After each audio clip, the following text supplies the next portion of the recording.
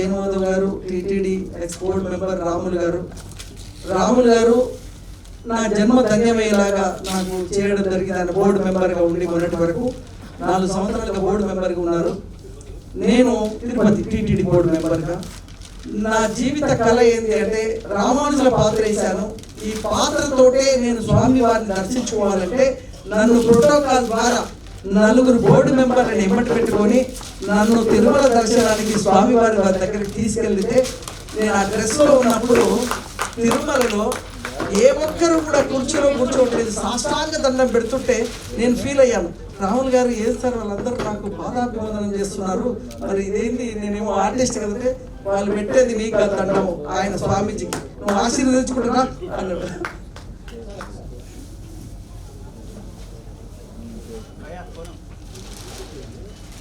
కూర్చో.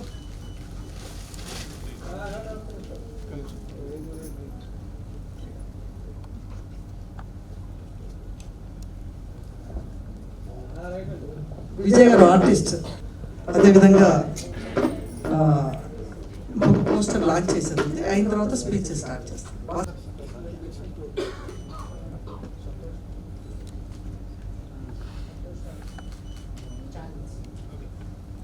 Wait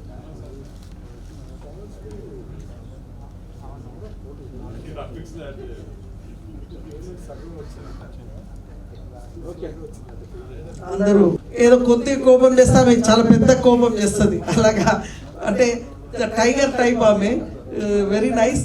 and choreograph కూడా చేస్తున్నప్పుడు విజయ్ గారు ఒక షాక్ అయిపోయారు.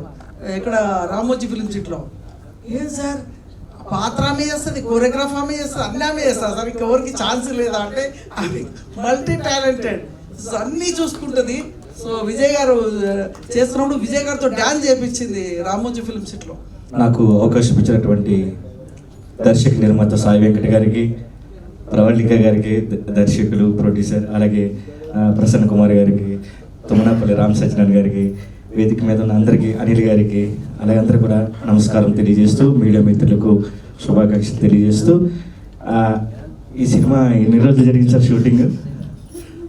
చాలా రోజులు, 2 years నుండి జరుగుతూ ఉంది. నేను 1 day యాక్ట్ చేశాను. నేను సుప్రజితం చేసుకుంటాను, డబ్బా ఎక్కువ కొట్టిన. ఒక్క నిమిషం. TV9లో ఈ స్మార్ట్ న్యూస్ అనే ఒక ప్రోగ్రాంలో ఒక శ్రీకాకుళం వయసులో ఒక క్యారెక్టర్ చేస్తూ ఉండేవాడిని. చాలా దాన్ని చూసి సార్ నన్ను పిలవడం జరిగింది. కానీ నాకు ఇచ్చిన పాత్రకి చాలా చిన్న పాత్ర అనుకుని సార్ పిలిచారు కదా, ఎప్పటి నుండి సుప్రజిత్తులు నేను వెళ్ళాను, క్యారెక్టర్ ఇదే కదా సార్ అని నటిస్తూ ఉంటే సినిమా అంతా నేను ఉన్నానంట, నాకు కూడా తెలియదు. అంత అద్భుతంగా నన్ను చెక్కినందుకు వారికి ఒకసారి పాదాభి నమస్కారం చేస్తున్నాను. అందరికీ నమస్కారం అండి. ఇంత నాకు అసలు షూటింగ్ అంటే తెలీదు, కెమెరా ముందు నిలబడడం ఫస్ట్ తెలీదు.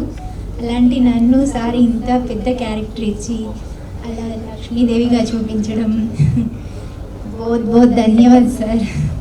Thank you so much sir. సంవత్సరానికి సాయి వెంకట గారికి మాకు అనుబంధం. ఈవేళ ఈ సినిమాకి ఇంచుమించుగా ఫ్యామిలీ సినిమా ఇది. ఆ ఫ్యామిలీ సినిమా వేణుమాధవ్ గారు కానివ్వండి, నేను కానివ్వండి, ఇప్పుడు వెనకాల ఉన్నాం. ఇంకా వాళ్ళ అమ్మాయిలు ఇద్దరు అయితే వాళ్ళే ప్రొడ్యూసర్లు, చాలా బాధ్యతగా నిర్మాతలుగా చేశారు. అలాగే దర్శకుడు సాయి వెంకట గారికి స్క్రిప్ట్ జనరల్గా మనం కోఆర్డినేటర్ చేతిలో ఉంటుందండి, కానీ ఈయనకి స్క్రిప్ట్ లేదు. అసలు స్క్రిప్ట్ అంతా కూడా మైండ్లో ఉంది. ఏ షాట్ ఎక్కడ ఉంటుంది అనేది గ్రాఫిక్ సినిమాకి చాలా కష్టమైన విషయం. ఎవరు ఎటు చూస్తున్నారు ఏంటో అన్నీ చాలా గుర్తుగా ఉండాలి. అవన్నీ కూడా చాలా బాధ్యతగా తీసుకుని ఆయన ప్రతి పాయింట్ మీద ఆయన దాని మీద పరిశీలించి ఎక్కడ ఏ షాట్ పెట్టాలి ఏంటి అని చాలా గొప్పగా చేసినటువంటి సినిమా ఇది. డెఫినెట్గా ఆయన లైఫ్లో మైల్ రాయిల్గా ఉంటుంది. ఎన్ని సినిమాలు తీశారు, ఎన్ని కోట్లు సంపాదించారని కాదు, జీవితంలో ఒక మంచి సినిమా తీశాడు సాయి వెంకటన్ మాత్రం గర్వంగా అందరూ చెప్పుకునేలా ఉంటుంది ఈ సినిమా. నేను సినిమా చూశాను, చాలా ఎక్స్ట్రాడినరీగా తీశారు. బాహుబలి 3 సంవత్సరాలు కష్టపడితే ఎంత హిట్ అయిందో దానికోసమే ఈ సినిమా కూడా 3 సంవత్సరాలు కష్టపడి తీశారు. అంత హిట్ అవ్వాలని మనస్ఫూర్తిగా కోరుకుంటున్నాను. సినిమాలో కులాల గురించి మాట్లాడారు. యాక్చువల్గా కులం కానీ ఇవన్నీ వృత్తికి సంబంధించి వచ్చేది, విద్యకు సంబంధించి వచ్చేది అని చెప్పి, కులం అనేది ఒకటే కాదు, విద్య ఎవరి దగ్గర ఉంటే వాళ్ళదే అదే కులం అని చెప్పి గతంలో త్రిపురనేని రామస్వామి చౌదరి గారు ఆయన బ్రాహ్మణులకు సంబంధించిన వేదాలన్నీ అవకాశం బట్టి వాళ్ళు పెళ్ళిళ్ళు చేయించేవారు. మేము బ్రాహ్మణులు, మాకు ఆ విద్య వచ్చింది కాబట్టి బ్రాహ్మణులు అన్నారు. అలా వృత్తి బట్టి దాన్ని బట్టే కానీ కులాలకు అవన్నీ సంబంధమే లేదు. సో దాని మీద మన సాయి వెంకట్ గారు అద్భుతంగా చేశారు. ప్లస్ ఇవాళ ఒక సినిమా తీయాలంటే ఒక ప్రొడ్యూసర్కి కుటుంబం ఎందుకు సినిమా ఫీల్డ్కి వెళ్తే రిస్క్ అది అదే మాట్లాడే పరిస్థితిలో ఇవాళ కుటుంబం మొత్తం ఏకతాటి పైకి వచ్చి కూతుళ్ళు సాయి ప్రసన్న గారు, ప్రవళిక గారు వాళ్ళు కూడా యాక్ట్ చేస్తూ, అలాగే వైఫ్ హేమలత గారు ప్రెసిడెంట్స్గా ఉండి సాయి వెంకట్ గారితో 11 పాత్రలో జై హో రామానుజ సినిమా చేపించడం మామూలు విషయం కాదు. ఇది మళ్ళా వాళ్ళ సాయి వెంకట్ గారు రాబోయే 50 తరాల వరకు కూడా మా తరం వారు ఇది చేశారు అని చెప్పుకునే రేంజ్లో ఈ సినిమా తీశారు. ఏదో కమర్షియల్ సినిమా ఇంకో సినిమా కాకుండా ఈ సినిమా చరిత్రలో రాబోయే 50 తరాల చరిత్ర నిలిచిపోయే రేంజ్లో ఈ సినిమా చేయటం చాలా అద్భుతం. నమస్కారం అండి. ఈ సినిమాకి విఎఫ్ఎక్స్ డైరెక్టర్గా నేనున్నాను అని చెప్పి సార్ చెప్తున్నారు, కానీ ఇంతకు ముందు ప్రెస్ మీట్లోనే సుమన్ గారు చెప్పినట్లుగా అది భగవత్ ఆదేశం అండి. నేను ఎక్కడో ఉండి ఏదో సినిమాలు చేసుకుంటూ మెల్లగా నా లైఫ్ అట్లా మెల్లమెల్లగా కిక్ స్టార్ట్ కోసం ఎదురు చూస్తున్న సిచ్యువేషన్లో జై హో రామానుజ అంటూ వెంకటేశ్వర స్వామి సాయి వెంకట్ సార్ తోటి నన్ను పిలిపించారండి. ఆ రకంగా ఈ సినిమాకి వర్క్ చేయడం స్టార్ట్ చేశాను. సార్ అన్నట్టుగా నిజంగానే 2-3 నెలలు లేకపోతే 6 నెలల్లో ఈ సినిమా కంప్లీట్ చేసేసి ప్రశాంతంగా నెక్స్ట్ సినిమాకి వెళ్ళిపోవచ్చు అన్న ధైర్యంతో వచ్చి ఒప్పుకున్నానండి.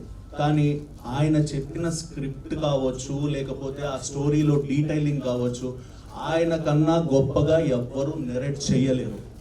ఆయన నెరేట్ చేసిన పద్ధతి ఏదైతే ఉంటుందో కళ్ళ ముందు సినిమా కనపడుతుంది. ఆ కనపడ్డ సినిమాని యాజ్ ఇట్ ఈస్ కాపీ తీసి నేను మీకు అప్పచెప్తున్నానే కానీ అందులో మా గొప్పతనం ఏం లేదు. అహర్నిశలు మేము నిద్ర లేచున్నామని ఆయన చెప్తున్నారు, మేము లేచున్నామని ఆయన చూశాడంటే ఆయన లేచున్నట్టే కదా. ఆయన 24 గంటలు మా మీద ఒక కన్నేసి ఉంచుతారు.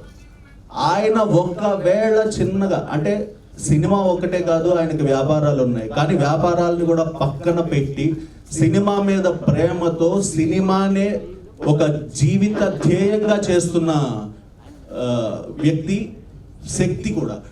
To promote this movie in all the media, అంటే ఇప్పుడు మీకు తెలుసు రీల్స్ కావచ్చు, ఇన్స్టా కావచ్చు, whatever it may be, ఏ దాన్ని వదలొద్దు.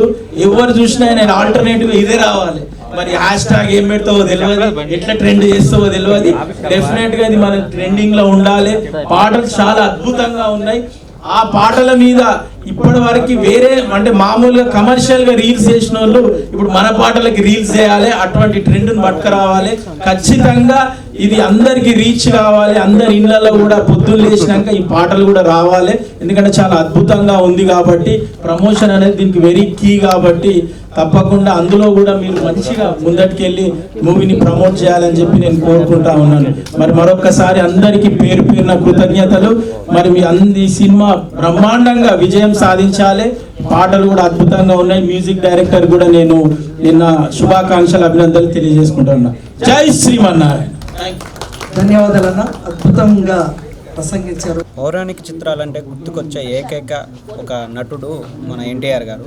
అటువంటి పాత్రలు వేసిన ఎన్టీఆర్ గారి తర్వాత మళ్ళీ 11 పాత్రలు ఇప్పటి వరకు ఎవరు చేయలేదన్నమాట. ఇది నాకు తెలిసి ఒక గిన్నిస్ బుక్ రికార్డ్ అనుకుంటా.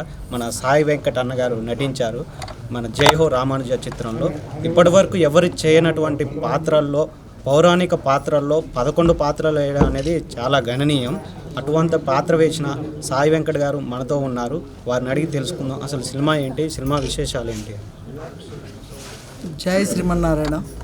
జై హో రామానుజ సినిమా రామానుజుల చరిత్ర, వెంకటేశ్వర స్వామికి రామానుజులకు ఉన్న అనుబంధం ఏంటి, అసలు తిరుమల దేవాలయ నిర్మాణంలో రామానుజుల పాత్ర ఏంటి, కులము లేదు, మతము లేదు, దేవాలయ ప్రవేశం అందరికీ. ఆ రోజుల్లో కేవలము బ్రాహ్మణులకి, రాజులకు మాత్రమే ప్రవేశం ఉంటే రామానుజులు ఒక రెవల్యూషన్ తీసుకొచ్చారు 11వ శతాబ్దంలో. అందరూ సమానమే, దేవుడు అంటే అందరికీ సమానమే, మానవులంతా సమానమే అని చెప్పిన ఒక మహా ఆధ్యాత్మిక విప్లవవేత్త భగవత్ రామానుజులు.